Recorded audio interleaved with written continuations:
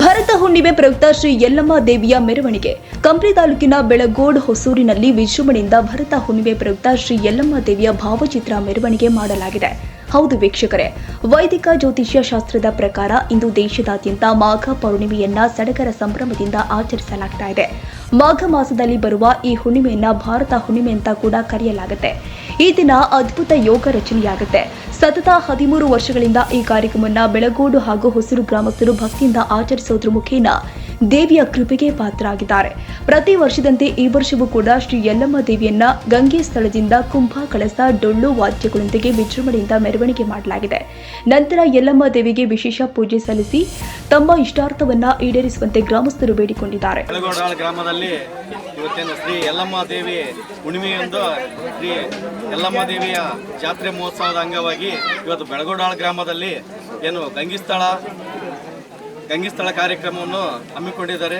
ಬೆಳಗೋಡಾಳ ಗ್ರಾಮದ ಹೊಸೂರು ಅಂತೇಳಿ ಪ್ರಸಿದ್ಧವಾಗಿದೆ. ಹೊಸೂರಲ್ಲಿ ಯಾವುದೇ ಕಾರ್ಯಕ್ರಮ ಮಾಡಲಿ ಅದ್ದೂರಿಯಾಗಿ ಆಗುತ್ತೆ ಅನ್ನೋದಕ್ಕೆ ಇದೇ ಒಂದು ಯಲ್ಲಮ್ಮ ಜಾತ್ರೆಯ ನಿದರ್ಶನ, ಸಾಕ್ಷಿ ಅಂತ ಹೇಳೋಕ್ಕಾಗುತ್ತೆ. ಯಾಕಂದರೆ ಹಳೆ ಊರಲ್ಲಿ ನಾವೆಲ್ಲ ಹೇಳ್ತೇವೆ ಎಲ್ಲ ಸೇರಿ ಮಾಡೋಣ ಅಂತೇಳಿ, ಯಾರೂ ಬರೋದಿಲ್ಲ. ಇಲ್ಲಿ ಹೊಸೂರಲ್ಲಿ ಹೆಂಗಂದ್ರೆ ಪ್ರತಿಯೊಬ್ಬರು ನಾವು ಯಾವುದೇ ಜಾತಿ ಜನಾಂಗದ ಅನ್ನೋಂಗಿಲ್ಲ, ಎಲ್ಲ ಜಾತಿ ಜನಾಂಗದವ್ರು ಸೇರಿ ಅದ್ದೂರಿಯಾಗಿ ಏನು ನಡೆಸ್ಕೊಡ್ತದ.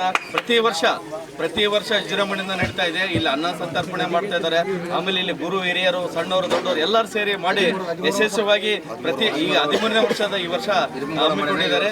ಇದೇ ರೀತಿಯಾಗಿ ಪ್ರತಿ ವರ್ಷ ಹಮ್ಮಿಕೊಂಡು ಹೊಸೂರು ಗ್ರಾಮಕ್ಕೆ ಹಾಗೂ ಬೆಳಗೋಡಾಳ ಗ್ರಾಮಕ್ಕೆ ಎಲ್ಲ ಗ್ರಾಮಕ್ಕೆ ಒಂದು ಕೀರ್ತಿ ತರಲಿ ಅಂತ ಹೇಳ್ತಾ ಇವತ್ತು ಈ ಮಾತು ಮುಗಿಸ್ತಾ ಇದ್ದೀನಿ. ಎಲ್ಲರೂ ಇವತ್ತೇನು ನಮ್ಮ ಬೆಳಗೋಡಾಳ ಗ್ರಾಮದ ಎಲ್ಲ ಯುವಕರೇನು ಸೇರಿಕೊಂಡು ಒಳ್ಳೆ ವಿಜೃಂಭಣೆಯಿಂದ ಆಚರಣೆ ಮಾಡೋದಕ್ಕಾಗಿ ಎಲ್ಲರಿಗೂ ಧನ್ಯವಾದಗಳನ್ನು ತಿಳಿಸುತ್ತಾ ಎರಡು ಮಾತು ಮುಗಿಸ್ತೀನಿ.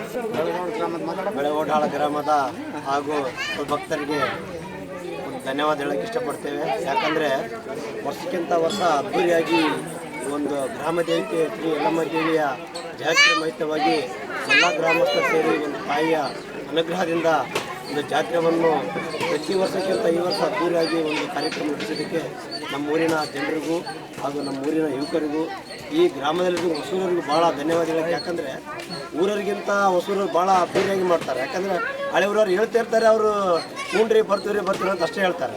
ಅದೇ ಕಾರಣದಿಂದ ಹೊಸೂರಿಗೂ ಫಸ್ಟು ನಾವು ಧನ್ಯವಾದ ಹೇಳಬೇಕು. ಯಾಕಂದರೆ ಭಾಳ ಶ್ರಮಪಟ್ಟು ಮಾಡಿದ್ರೆ ಅವರಿಗೆ ಕೂಡ ಒಂದು ಧನ್ಯವಾದ ಹೇಳಕ್ಕೆ ಇಷ್ಟಪಡ್ತೀನಿ.